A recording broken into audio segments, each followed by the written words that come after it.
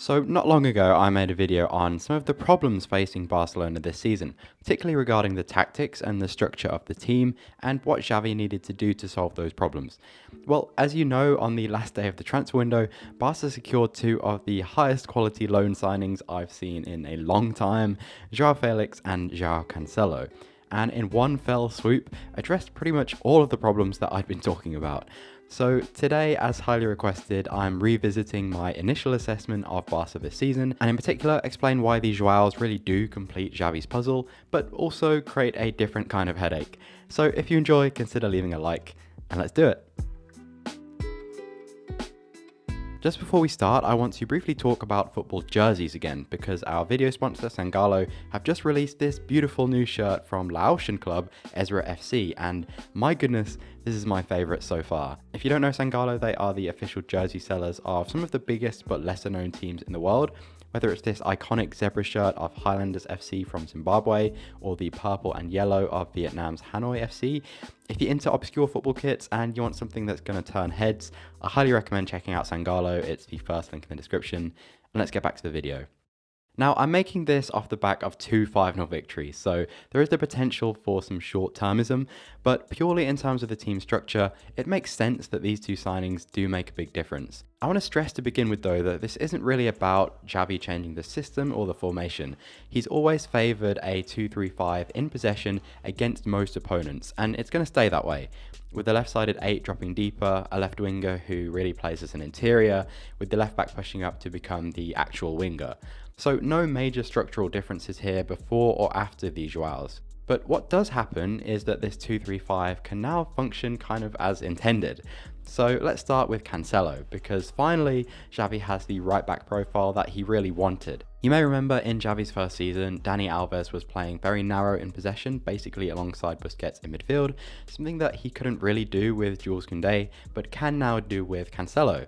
And the reason you do this is that you get much better control of the central zones and free up spaces for your forwards. I mean, purely in terms of numbers, you're able to create advantages. Here against Betis, it was consistently 4 versus 2 or 4 versus 3 in the middle, which allowed Barca to find pockets to progress. But more importantly, inverting a fullback really messes with your opponent's structure, because it's not always clear who should be picking them up. Is it the midfielder? Is it your wide player? Here against Betis, you can actually see Roca is so concerned with blocking the pass into Cancelo that he actually leaves the channel open for Felix, who brilliantly leaves it for Lewandowski to run in behind. But more than just central control, having a profile as versatile as Cancelo makes the world of difference to Barca's right hand side. So no longer is the right winger always stuck to the touchline and the interior stuck high up, pinning the centre backs. In the second half against Betis, we saw Cancelo drifting wide a lot more, allowing for Varane and then Rafinha, the wingers, to drift inside, and Gavi to drop deeper and see a bit more of the ball.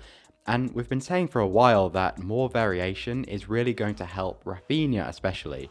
And in literally his first involvement in that game, he had Cancelo wide and Gundogan in the half space, so he was able to get on the ball a little bit deeper, switch it out, and then received it again to score centrally. A variation we virtually never saw pre-Cancelo. So it's safe to say having a player of the quality and versatility of João Cancelo is pretty transformative. And we haven't even touched on his individual quality, which I'll get to a little bit later. Interestingly though, Cancelo's introduction isn't just about improving the right-hand side of the pitch. It actually helps balance the team overall because of how it slightly changes the role of Frenkie de Jong on the left. So you may have noticed in the game against Betis that in kind of that midfield 3 of de Jong, Romeo and Cancelo, Frenkie de Jong was often dropping a little bit deeper into sort of a left centre-back position, and this is a zone that he really likes to operate in because he's generally free of pressure and he has license to carry the ball forward. But you may remember that in that last video, I cited this as one of the structural problems that Barca were having, not because de Jong was doing anything wrong, but because there was no rotation around him. So when he dropped, the structure of the team was lost. But now when de Jong drops, João Cancelo can actually come inside, and what you effectively create is a kind of variation of the 3-2-5 that Barca played a few times last season. So Frenkie's deeper position is no longer a problem because you still retain a good structure, the passing options in midfield, and all the triangles that are so important in Xavi's positional play. Then once Barca have built up, Frenkie can move forward into midfield again, where recently he has been absolutely supreme. but just having Cancelo as a kind of counterbalance to him does solve a structural issue. So I think that's enough on Cancelo and all the problems that he solves. What about João Félix? Well, in the case of Felix, I'd say his impact is kind of twofold.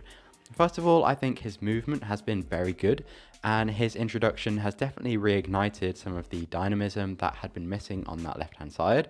The timing of his movement with Balde to unlock space has been really good.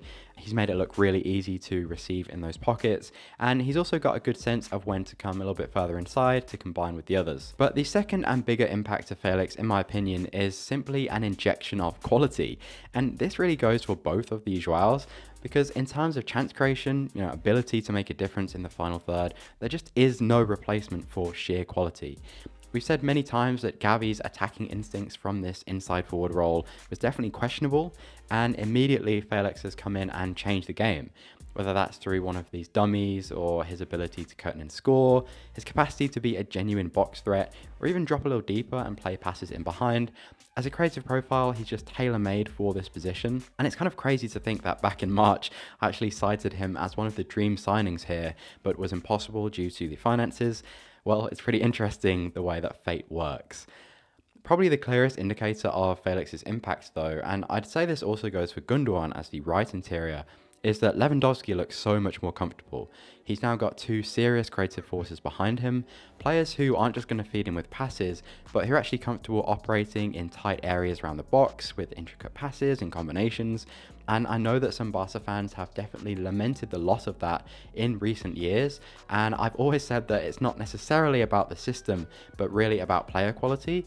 Until now, Pedri was the only one really capable of doing this, but with Felix and Gundogan, you just give your centre forward more support and you can play in more intricate ways. So yes, I say it often and I'm not going to stop saying it, player quality is almost everything in football. Barca fans for a long time were accustomed to watching the highest quality, and for many that's what made us fall in love with the game. And I'm not saying that this current squad is on that level, but at the very least with the Joáos, they are a step closer to it. Whether it's a Rabona pass from Cancelo or the 3 nutmegs in a row, these things I think are what get fans most excited, and they just didn't exist in the squad just a few months ago, but now they do. And in terms of watching this team, I think that's going to make the world of difference. The question from here though is, now that you've got this quality, how do you manage it? Particularly in midfield, because the one player that we haven't really talked about is, in my opinion, Barca's very best player, and that's Pedri. So who do you drop to get Pedri in this team? Because feasibly he could play in any of these roles, as a deeper controller over De Jong, an inside forward over Felix, a right interior over Gavi or Gundogan. Of course, in reality, Xavi will be rotating a lot and making changes depending on the opposition, but in the big games, I honestly don't know how you pick this team anymore, and that does tell you a lot about the rise in quality at Barcelona. I really don't think it's a stretch to say that in certain areas, this squad looks as good as pretty much any other in Europe right now. That's not to say expectations should be to win absolutely everything, but assuming injuries are kinder than last season, I would expect Barca to compete with basically anyone. So that's where I'm going to leave it for today. If there are any more major changes to this team over the course of the season, I'll be back to cover them. But for now, I'm just going to enjoy the quality on show for as long as it lasts.